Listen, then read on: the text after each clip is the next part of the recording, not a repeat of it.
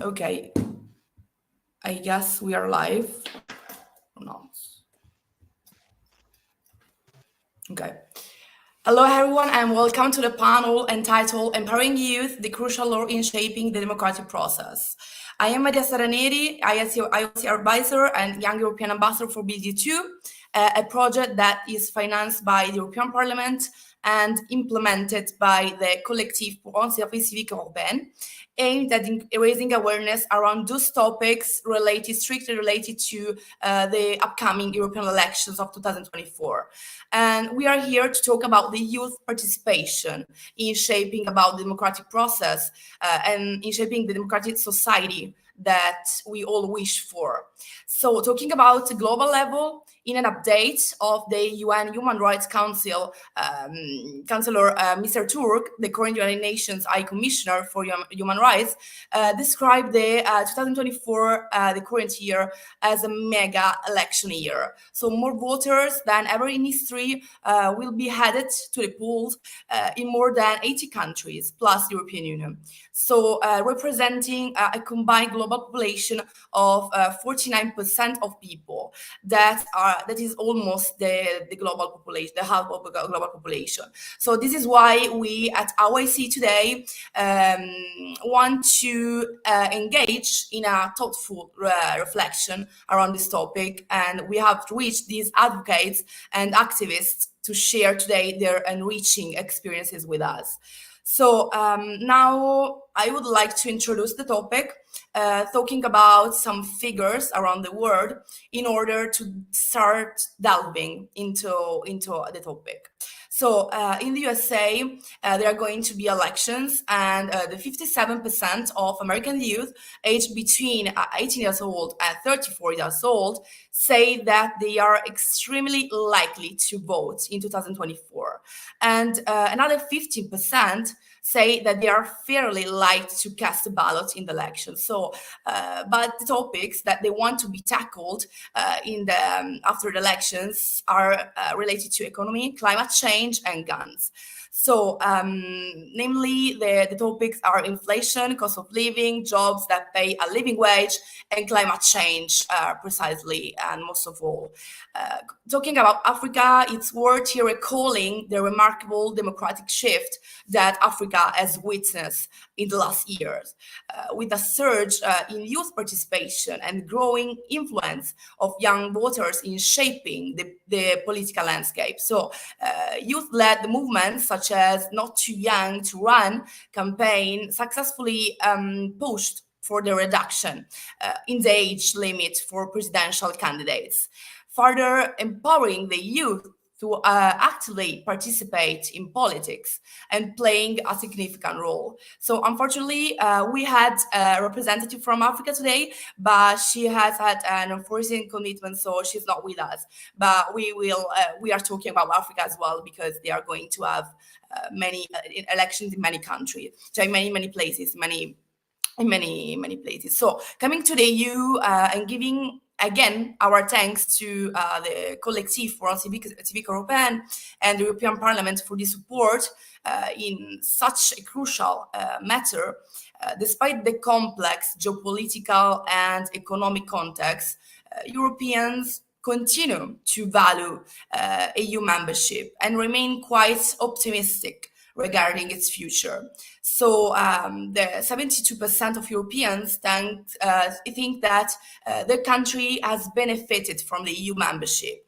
And it's important to recall here also that a follow-up to the European Year of Youth 2022, the Flash Eurobarometer named Youth and Democracy, coordinated by the European Commission this month, in May, show that 64% of young European citizens expressed their intention to vote in the European election 2024.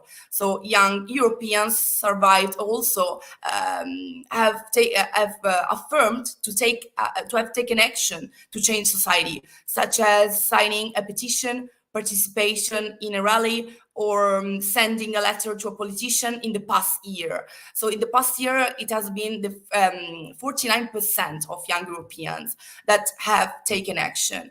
38% of the young European respondents affirmed that voting in local, national, or European elections is the most effective way to make their voice heard. So today we'll be hearing inspiring and empowering interventions by these advocates who come from many different corners of the world. And we wish to give you a broader overview of how getting involved and engaged in actually shaping the democratic process on the ground and on a practical note, so being part of the change that we wish for.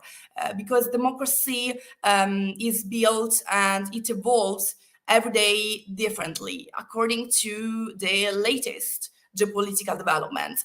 So additionally, today we want to point out also that democracy is not just about voting, but also taking effectively part of those environments and tables where the real decision that shape the entire democratic process are taken, and where youth's voice is really heard and taken into account.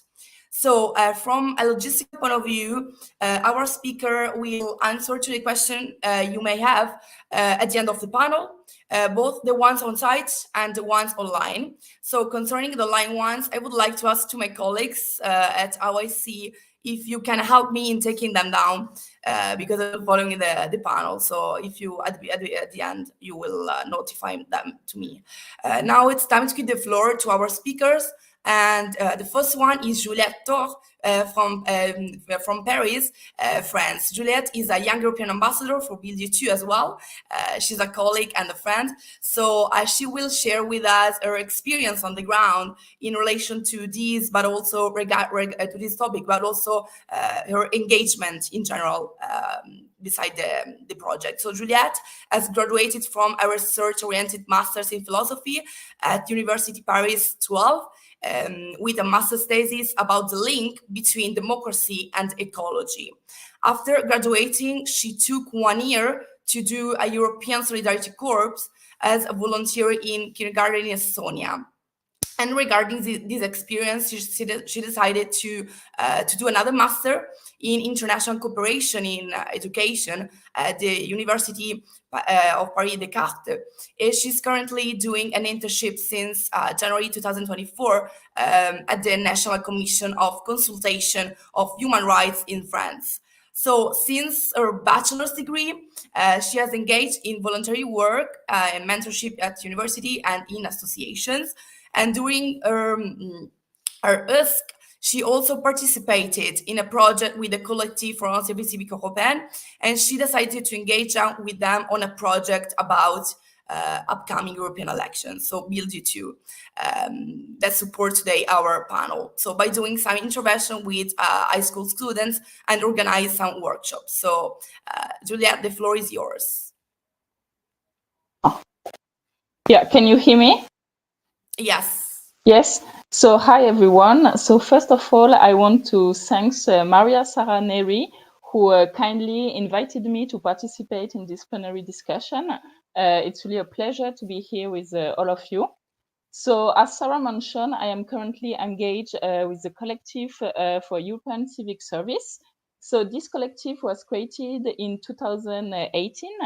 And it aims to create in each member state of the EU a European civic service. So I will first set a bit the context of this European civic service. So in the European Union, most young people know the famous Erasmus program, but this program often concerns just the students. You also got the European Solidarity Corps, which is another EU program, more accessible because the student status is not mandatory. Still, in reality, because of different factors such as financial situation, being able to communicate in other language, etc., young people participating in those programs come from a rather favored social economical background. So here comes the European Civic Service. because it bet on the support of young people by starting a voluntary service in the home country and then making the step of living abroad. So voluntary service is in one social or environmental field, such as being a volunteer in a primary school or in a youth social center or helping in a farm. You have like really a lot of offers. And this program is for young European citizens age of 18 to 25 years old. So it consists of a voluntary service, firstly in your own country, then in one of the member states of the EU. And the program lasts 12 months. So in a nutshell, the goal of these programs are to increase accessibility to European youth mobility by helping each young person to experience this kind of program. So the stakes are that the young people could discover another EU country and learn different ways of living as a society, and at the same time learning to become more autonomous and self-governing. So collective and individual sides are nested, which is a founding principle of democracy, and that's why this kind of mobility and this kind of program are like really important. So what about Build EU 2 project that Sarah just mentioned some minutes? Since last year, the collective has mobilized young European citizens to call young people to vote in the upcoming EU election. So just to remember, the next EU election will be from the 6th to the 9th of June, depending of the EU country where you are. So according to statistics, if we take, like, for example, France, only 30% of young people aged from 18 to 25 years old would vote in this election, which is not that much. So the Build EU 2 project gathers 50 young people across the EU to take part in the European election promotion. And as a former Erasmus student and a volunteer of the European Solidarity Corps, I am personally convinced by the power of mobility and lack of doing mobility program in the construction of EU citizenship and identity.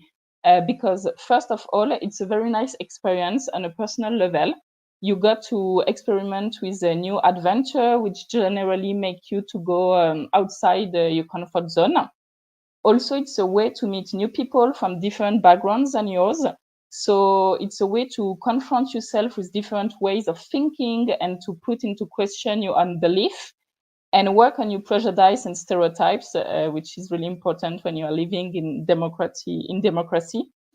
And the last thing, it's like EU is not anymore on an abstract level in your mind, but it is linked with people, with memory in the country where you live, and yeah, a lot of things like this.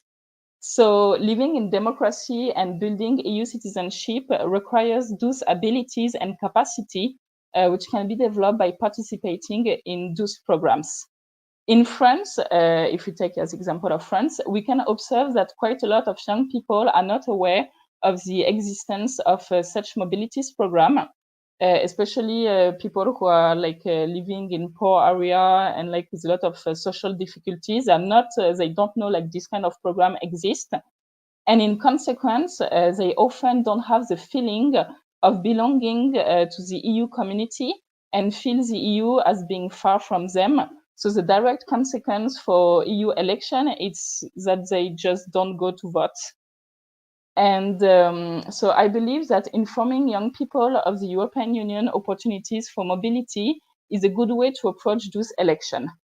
Because it can be easier to raise the awareness and to catch the attention about EU election if we spoke about something that affects them directly and can have a direct impact on their lives. Because sometimes politics, especially EU policies, seems far from people's concerns and reality. So encouraging youth to vote in the next EU election is one goal. And it's also an opportunity to reflect on the link between young people and EU institutions. Meaning, like, how can this link be improved so in the next EU election, young people will feel more concerned by it. So it can be used also as a time to inform more people and to connect them with the EU through like the different programs that EU has to offer. So in conclusion, like bringing young citizens across the EU through mobility programs to build an EU identity based on common values such as freedom, justice, equity, and human rights. So all these values that are shaping democracy. So youth mobilities can be one founding principle, and we must be engaged to maintain the existence and to spread the information about it by doing like workshop, by going to high school to speak with people. So yeah, this kind of action. And that's the end of my speech, and I leave you the floor, Sarah.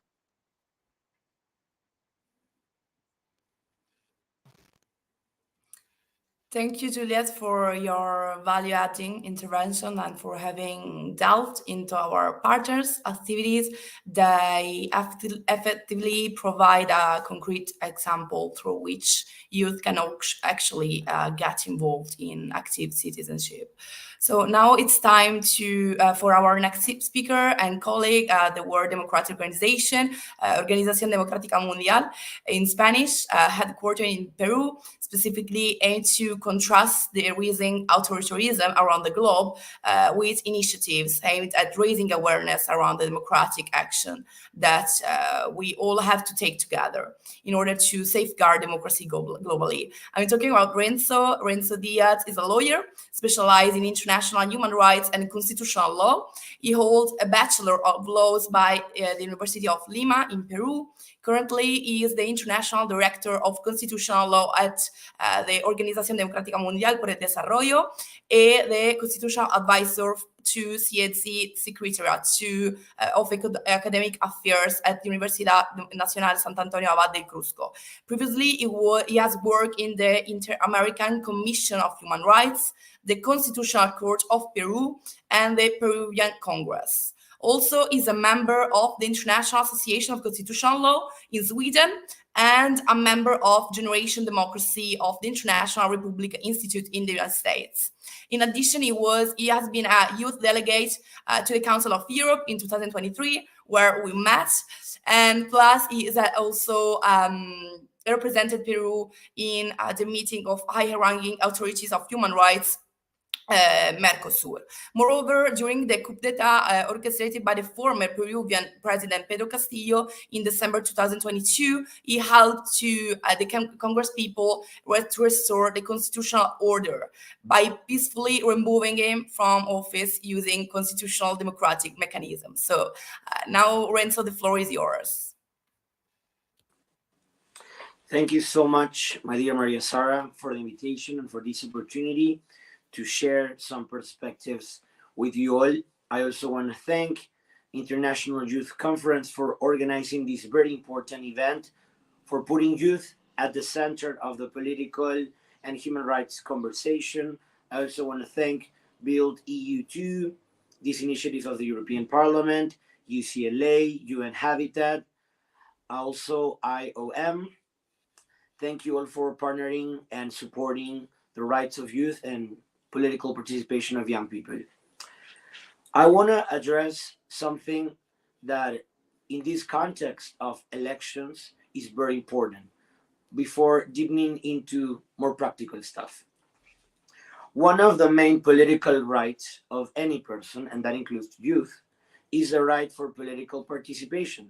That both includes the right to vote, which is very important, and the right to be elected. I do believe that us young people have the potential to be the change makers of the planet.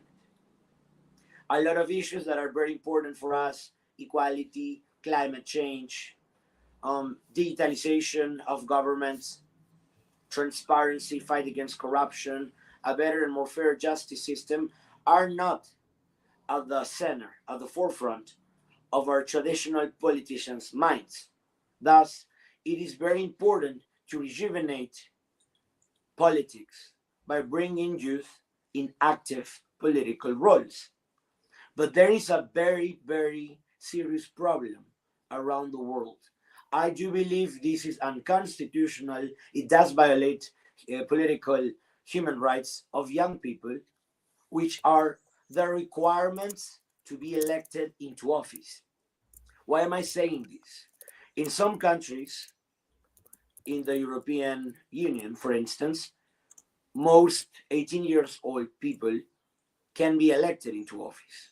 For these European Parliament elections, a lot of member states allow people that have 18 years old to participate, to run as candidates. But there are other countries, for instance, my country, Peru, in Latin America or in the European Union context, there's Italy and Greece that consider that the minimum age for running for office is 25 years old. So imagine that young people, a young person needs to be basically at the end of its youth cycle to finally be able to be elected into office, to finally be able to have a political position, to contribute in parliament, to help shape laws directly. I don't believe this is right. In other countries such as Bulgaria, Cyprus, Estonia, Ireland, Lithuania, Latvia, Poland, Slovakia, there's this requirement of 21 years old. I mean, it's less than 25, but it's still a barrier. Then there's also Belgium, who changed things for the better, and I do believe other countries should follow Belgium's lead, because Belgium lowered the minimum age from 21 to 18. And this applies for the 2024 elections. Why am I saying this? As young people, we have the potential to change things. We can contribute new perspectives to the political discourse, but we are not heard.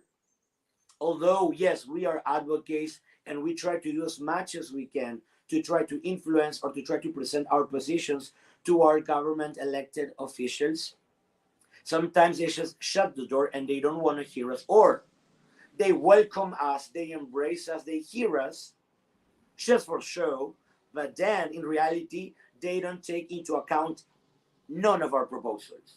So basically, we're wasting our time being there and, elaborating something nice, or like elaborating proposals or trying to convince them for something.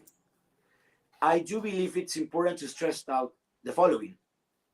If we are not allowed into these positions of power, if we are not allowed a fair chance to run for office as young people at our early youth, then how come, first of all, we can directly tackle the necessities and the issues that are important for young people? Second of all, how can we have a fair shot of having a seat at the table where the decisions of the future of a country or a continent are being made? Aren't us the future of humanity? If so, then why aren't we allowed? It's not even like give us a seat and that's it. No, allow us the chance to run for office, starting at 18 years old. One of the most important principles of democracy is that those sitting in power are democratically elected by the people in universal and free elections. Let us run for office. Let us talk about our proposals. And then, if that's the will of the people, we shall be sitting there, contributing our ideas, our perspectives, bringing in fresh voices into the conversation. If our countries, if our different realities, if we have problems, time and time again, time passes and the problems remain or they become worse. Shouldn't we change how we do things? Shouldn't we shake things up?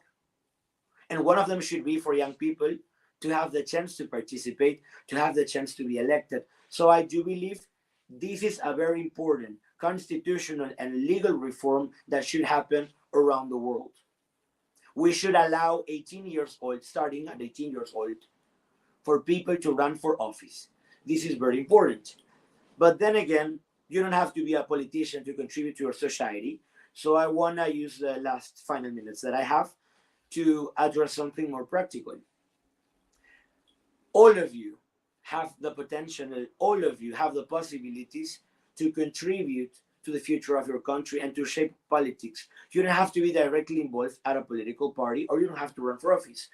As civic society, you can help monitor how the campaigns are going, balance and evaluate the proposals of the candidate, process that information, and inform other young people. It's not true that young people don't care about politics, but sometimes young people are just tired of hearing the same. We can contribute to the conversation by summarizing the proposals of the candidates and presenting them to the audience of young people so that they can inform themselves, and with that information make a conscious vote in accordance with their ideas and their principles, but a conscious one because they have all the information to make that free decision. And also, I want to stress now that you can also be a volunteer and help as an electoral observer. That's what I did in 2020. I was an electoral observer for the extraordinary parliamentary elections in my country. So I helped the civil society organization monitor how the electoral process was going, the conduct of the officials of the electoral bodies, as well as the conduct of the people who are the legal representatives of the diverse political parties.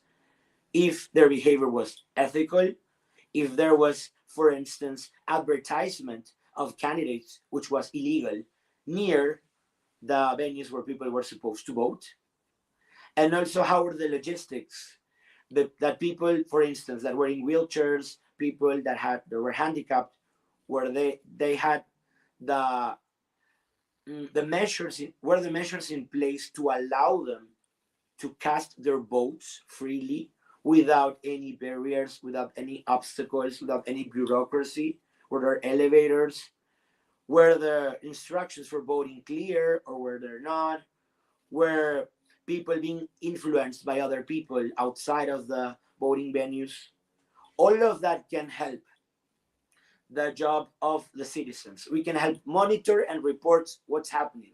We can expose that. We can shed light on the darkness. That brings more transparency, trust in the electoral process, and then with what we have reported, we can help contribute for the next elections to be better, for those mistakes not to be committed again. In conclusion, I do believe us young people have the potential and we have the will and the motivation to change things. But in order to do so, the barriers of the requirements for being candidates need to be brought down. 18 years old is enough for people to be rational, for people to be conscious, and for people to be allowed the chance to represent their countries, to build a better tomorrow. We don't have to be candidates to contribute to our society. From civic society organizations and from academia, from being activists and advocates, we can also help from our youth perspective, from a young perspective, build a better tomorrow. Never give up in your fight, and we can build a better tomorrow together. Thank you. Thank you, Renzo, for your really insightful, more also technical from a lawyer perspective around the importance to upholding constitutional and democratic values in today's global community and society, and also the crucial role, actually, the actual concrete role in politics by young people that usually is not really taken into account, and we are not really allowed to be part of those tables, as you mentioned, as you explained, that we are also not taken really into account, even though even in these places, even in these environments, even in these projects and conferences where we are supposed to. So it's really important in this regard. Also, our next speaker, that is Isak, it is really engaged in these on the ground in these environments. So Isak is from Sweden. I hope to not have mispronounced your surname. Isak Sörling is the youngest speaker of our panel. He's only 18 years old. However, as I was mentioning, he's already deeply engaged in the field of activism and advocacy, providing us, linking to the speech of Renzo, a great example that advocacy actually has no age, and active citizenship has no age. So as soon as you feel like to become part of something bigger, you feel like you're comfortable at your ease to be part of the environments where the important ones are taking for our daily lives. It's your time. It will always be your time. And age no matter. So Isak comes from Sweden, I was saying, from the city of Malmö. I hope to have not mispronounced that also. So he has collected many experiences and projects in NGOs in Sweden, as well as in Nordics and around Europe as well. So he has been working with Plan International Sweden, now being part of the Plan International Sweden's Youth Advisory Panel. And he has also experience with Sweden's Student Councils, UNA Sweden, and he has recently also been youth delegate to the Council of Europe for the World Forum for Democracy of 23. So now the floor is yours. I look forward to, we all look forward to hear from you, the youngest speaker advocate of the panel. So the floor is yours, Isak. Thank you so much. And it is an honor to be the youngest speaker in this panel. This is a brilliant panel, by the way. It's going to be hard to top, but I'm going to try.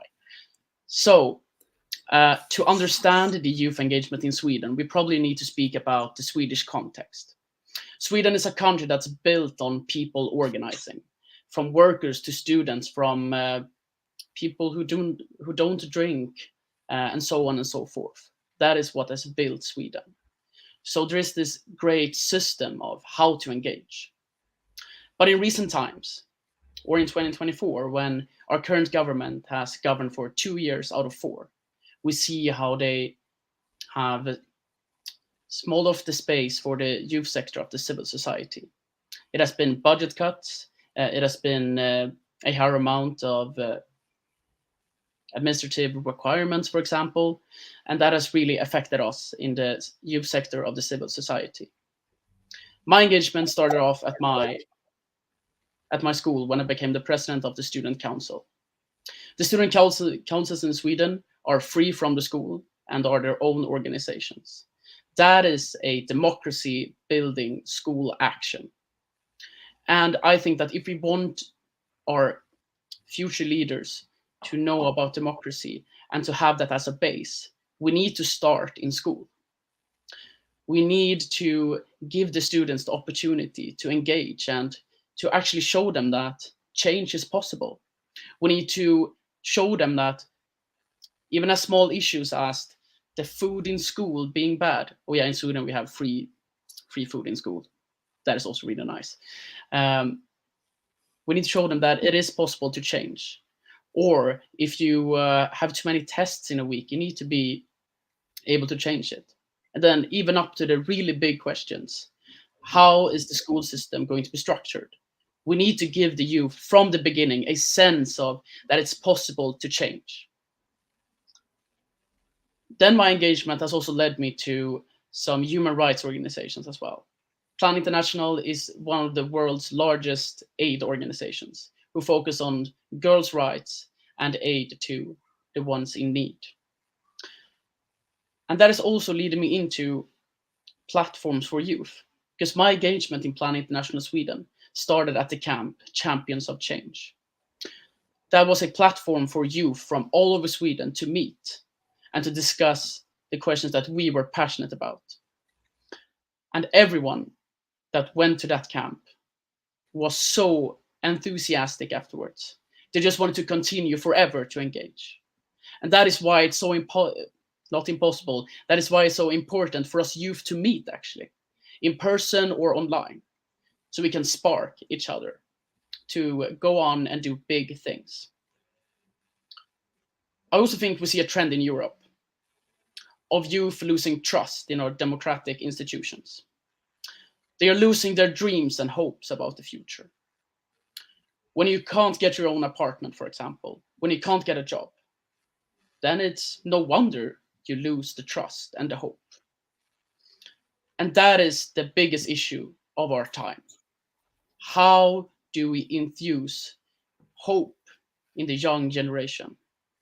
Because if the youth lose the trust and the hope, who is going to be the leaders of tomorrow? Who is going to develop and continue to lead our democracy? Or even worse, what is going to happen if we don't have leaders to lead our democracy? I don't even want to think about that. But there's also a sense of maybe a bit of a wrong picture about youth.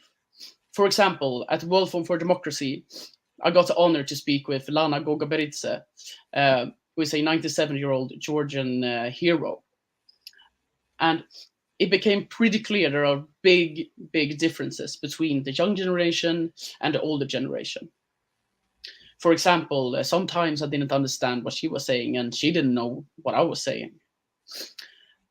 And I think this shows that youth are the experts of being youth, and therefore we need to be in decision making. So I completely agree with what Renzo said. We need to activate youth in the parliaments, for example. And I would go even longer than 18. I think that 16-year-olds should be able to vote, for example. And the thing is as well, if we don't manage to get the young people activated and we let these wrongful pictures of youth getting spread, then we as youth don't have the power of our own life and our own future. We are the first generation that is probably going to have it worse than our parents, or most definitely have it worse than our parents. So why shouldn't we get a chance? The older generations has failed us. It's our turn now to do something about it. And for example, if we check how many people from the EU Parliament that is under 35, if we look at the Swedish members of Parliament, for example, there is only 1 out of 21 that is under 35, and that's not even considered youth. And the youngest MP in Sweden is 26. Still pretty young, but we need from our generation, or from my generation, that is 18 and younger, because those perspectives can't be taken for granted. We deserve a place in politics, in civil society, as much as the older generations do. They are experts on their generations, we are experts on our own. And there's also a scary trend. Sweden, who is this prestigious welfare state, has started to take a step back when it comes to youth engagement. Sweden was one of the first countries to send a youth delegate to the United Nations. But we are also one of the first to take away that chance. The Swedish government has cut the funding for the Swedish youth voice in the UN. We will not be sending any more youth delegates. And that trend is something we need to work on. And it's really, really important that when we get these opportunities to be youth delegates to the Council of Europe, to the EU, to the UN, that our governments actually support us to go and show them what we can do, what our voices are, what we want. So that is a really big debate in Sweden currently. And it's probably going to be a debate in the rest of Europe, when governments around the world don't see the point of youth having a place at the decision-making table. I want to end by saying that this conference is a great initiative. We need more platforms for youth. We need more forums for youth. We need more for youth. We need to gather around, share ideas, and share our thoughts and our concerns. We need to build a strong world, just like Sweden built a strong country. We need to organize together. Everything from youth to academics to, I don't know, people who like to build Legos. We need these organizations and these movements to actually make a difference in the world. So I'm so happy to see so many people from different countries in the chat. You are really important, not only for your own countries and communities, but also for the world. So I would like to thank you for inviting me to this conference. And I hope you appreciate my perspective. Thank you so much. Thank you, Isak, for your really valuable perspective and spatial empowerment for all the very young teenagers that are watching and hearing us now today. The next speaker is Deborah Striani from Italy. Deborah, she has recently graduated in economics and business administration from the University of Milan Bicocca. She studied abroad through the Erasmus program at the Universidad Europea de Madrid in Spain and the Université d'Orléans in France. In 2022, she was an Aspire leader at the Aspire Institute of Harvard University, and since 2023, she has been an Italian EU Careers Ambassador. She is the responsible for campaigns, projects, and youth organization for the Young European Federalists, and she's also an ambassador for the Antonio Megalizzi Foundation that she will talk about afterwards. She has worked as a public relations consultant for various companies, and now she provides political consulting for the Italian Radicals Party. She's an activist for European integration and democracy. And so I look forward to hear about some thoughts and practical advices coming to from this background and boots on the ground experience, Deborah. So the floor is yours.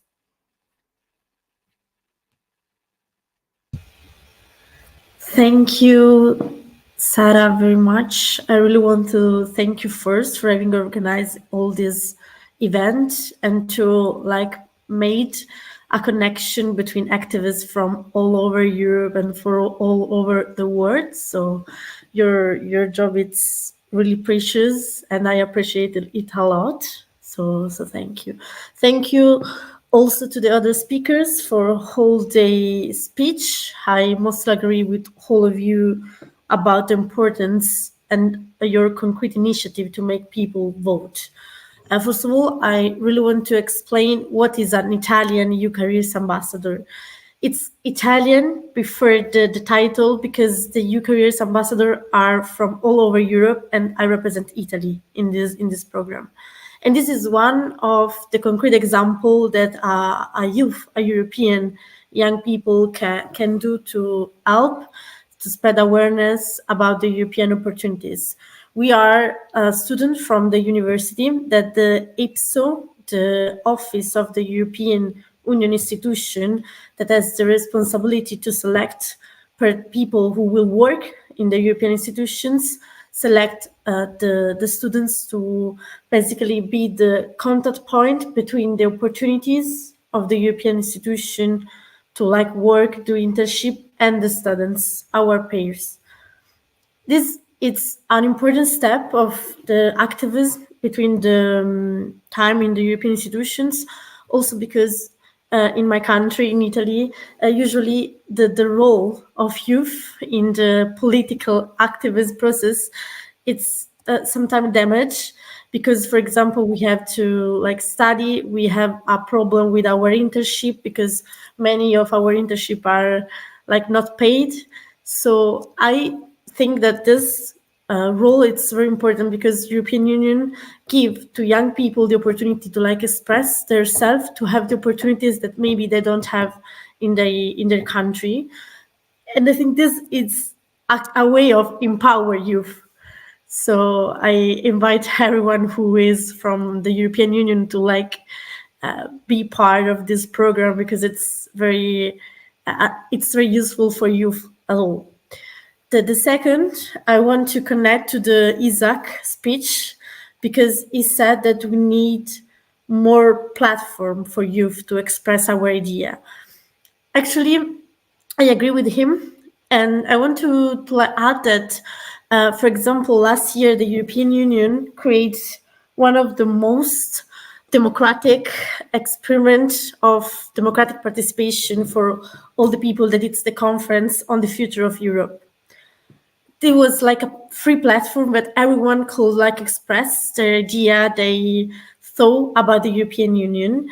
And now it's in discussion in the European institutions a treaty reform to make these tools structural in the European Union.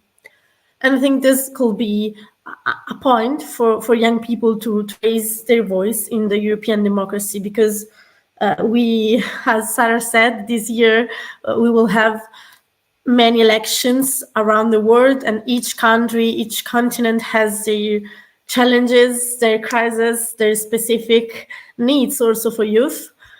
But I think that I can focus, because of my background, on Europe and European democracy, and we are facing a deficit, a democratic deficit in the European Union, because we have the parliament that is the institution that represents us as a citizens, that has not so many power. And for this reason, young people in Italy 2 weeks ago create the local European youth event. That it's another tool that I want to underline, because every year the European Parliament creates this European youth event in Strasbourg, where more than 10,000 people come to Strasbourg to discuss on the future of Europe, to just give input to the decision maker, to know better also the MEPs. And there is another similar activities that is Level Up initiative, that it's made by the European Commission, where I had the honor and the pleasure to meet Sarah for the first time personally. And these tools, this platform, are very important because they actually do what Isak said. So basically they put together all the young people from the European Union, like more than 10,000 are a lot of people, and try to make them discuss about the future of the European Union, and try to also not let the ideas died in that place, but try to make a report of all the young people said. And this report, with the conference of the future of Europe that I said before, creates a perspective of the European treaty reforms in the European Union. So when I first read the title of the conference Sarah organized, I thought about the crucial role in shaping democratic of the youth. Actually, in Europe, we did it, because it was the young people voice that was heard for the first time in the European institutions to make the European Union suitable for us, for youth. Because the challenges that the European Union is facing now, like the climatic crisis, the construction of a peace, real peace, because we all have the eyes on the words around the world, and digital challenges, the immigration crisis, all the crises that the European Union are facing, is the crisis and the challenges that us as a young people will be impacted the most, because basically we will suppose, hopefully, to be in this planet for more time than other generation, older generation. So my input is that we all can make a differences by participating in this tools, in this platform, in this event of the European institutions and all the institutions in the world that you know better than me, because I focus just on the European level to talk about the level I know the most.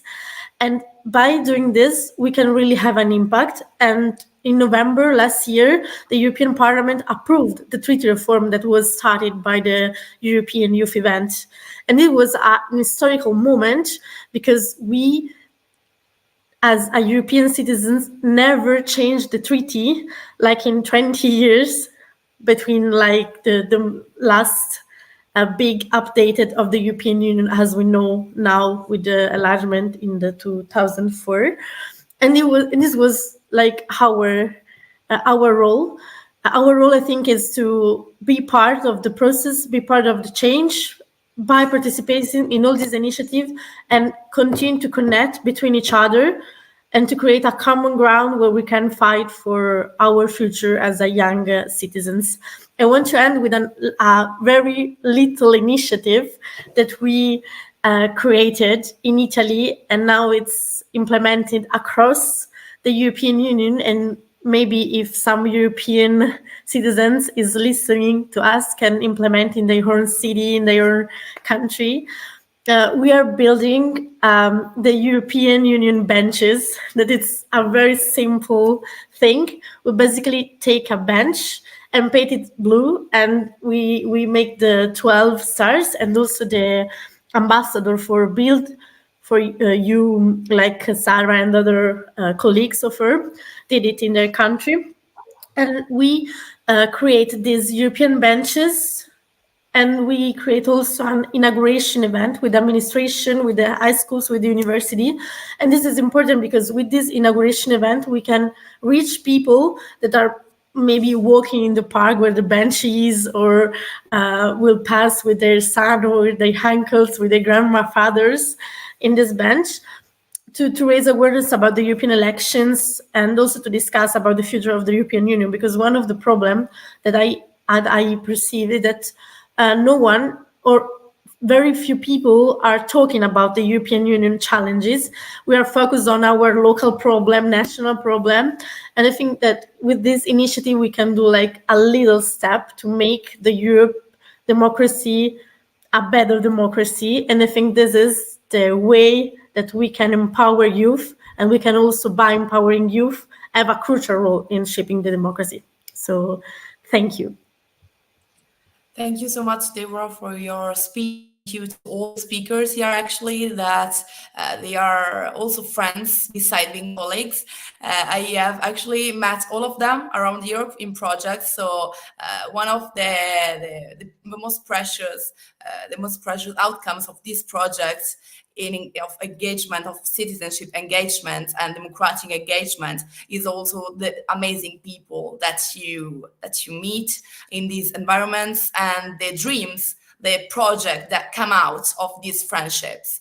Because being colleagues is important, but being friends, being even outside the working room is really important to make a change, to bring about a change. So I really, unfortunately, our last speaker is traveling, so I didn't make it to join us.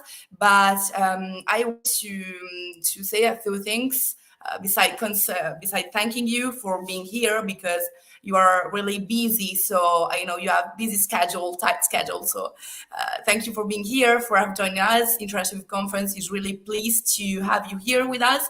And thank you also for your valuable perspectives. And I really believe that all the advocates and people that are not maybe still already advocates, but they were about to think about that, now they are going to take action after your speeches and your experiences on the ground. So I really would like to stress these common points that you have highlighted in all your speeches. So our passion, our determination. Our determination is really a magical element that could be combined with the experience of adults in general. So we need passion, we need determination, we need the energy, but we need also the experience of the adults. But for that, for the fact that we don't have experience, because the experience is often the biggest excuse of why we are actually excluded to be heard, to be taken into account from a practical, concrete point of view, our proposals, our ideas, our inputs for that. So I think that the general mindset that we would have to change in general is not that one element exclude the other one, is that our determination, our passion, our energies, and even our ideas could be combined with the experience of adults. So our passion does not exclude the experience to be implemented, to be shared, but even the contrary, even the fact that adults, just for the fact of having experience on the ground in some topics, in some fields, they are not allowed to exclude us because we don't have it. So it's like two elements that we really have to stress out in our local communities to remember, to everyone to recall at national, local, local, and also European and global, in every environment that we get in. Because it's really, even, for example, a word, a little word that you share with your friends at university, at the bar, everywhere. It's really important, because if you think about that, if you give it a thought, they are really the words that change the world. The actions also, but the actions are coming after the ideas, after the sharing our experiences. As I was mentioning at the beginning of this final intervention, is that many people are empowered to take action after your speeches. So really, words, share your thoughts about the geopolitical landscape that now is evolving in a rapid way, but also in a negative way, at many levels. So this year is really crucial because we have to make our voice heard. And this year, the focus is elections, because in many countries they are going to take place elections. Almost the half of the, as I will mention at the beginning of the panel, the half of global population is going to vote. So we have to make our voice heard through elections this year, but it's not the only way, because shaping democratic process is also about taking action, proposing, making new projects, networking with people that have the same dreams as us, so to implement them, because we need to be together to make a change. We cannot change the world alone. We can have an idea, we can start from them, we can share with others. For me, for example, with you, that I was saying you are even more friends than colleagues. So you empower me every day to have new ideas, to share my experience, to share my inputs, and I make from you, out of them, new things. So I enrich my background, I enrich my experience, I enrich everything of my life. So it's really important to remember also that I also mentioned that in September in the other edition of IOC, but it's really important. I know maybe I'm boring, but I really believe in the phrase of the famous statement that we are not a drop in the ocean, or better saying, we are, but the ocean is made by many drops. So we remember that we are all together. We can make an ocean of change. But we have to take our action, because even though we are, it seems that we are powerless, it's not like that, because partnering, making connections, implementing dreams, implementing things, ideas, is the way through which build a structural level, a structural new reality, in order to make a change, a concrete reality, a concrete daily, a concrete new world. So I wanted to end with that, and to remember you, to all the advocates that are listening to us, but all the people that have the votes, but even those ones who can vote because, for example, they are lower than the age expected in their own country, to start from little to make big in life.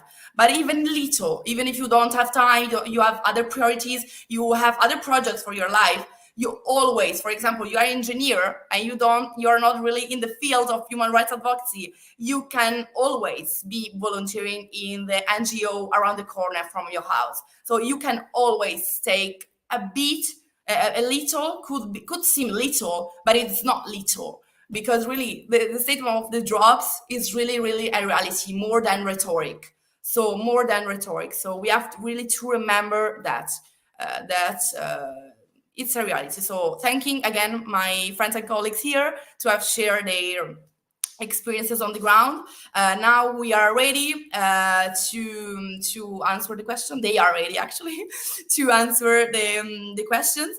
So I would like to ask to my colleagues on site and even online, in the line ones, if you can share with us the questions that you may have, so we can answer. They can answer.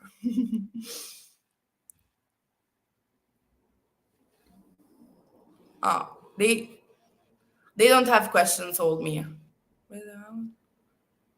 Okay, nothing. They don't have questions, told me right now. Maybe if anyone have a question, you are our Instagram. So their Instagram, they are on the page of IOC, even on the website. So if you want to reach out to ask questions, you can. So maybe like in September I didn't see any question in the chat, but afterwards I checked online and there were thousands of questions. So maybe it's like a technical problem this time. But by the way, thank you again for having followed us. And we also, I want to thank my colleagues at OSCE for all the hard work on the ground and on site to organize all the events on the panel, so the online events, but also on site, because the organization behind is really, really big. So I want to thank Ali and all the team to have